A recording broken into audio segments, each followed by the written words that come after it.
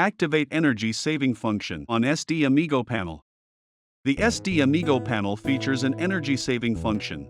When a chamber isn't used for a set time, it automatically lowers the temperature to save energy and heats up again when a button is pressed.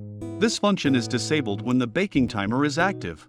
To activate the energy saving function, make sure the oven is turned off. Off should appear on the top display. To enable and adjust the function, press and hold the plus and minus buttons for the third display from the top offset temperature at the same time. Keep holding until you enter the parameter list. You enter the list when the fourth display shows P followed by a number. To activate the energy saving function, use the plus and minus buttons next to P until the number changes to 2. The bottom display now shows 0 if the function is turned off. Adjust this number using plus and minus to set the number of minutes the oven remains idle or no panel button is pressed before the function activates. In this example, the time is set to 40 minutes.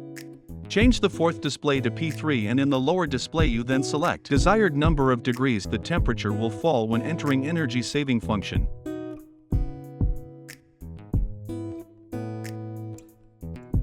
Once you've set the parameters, do not touch the panel, it will automatically return to off mode. To inactivate the function, change the P2 parameter to 0.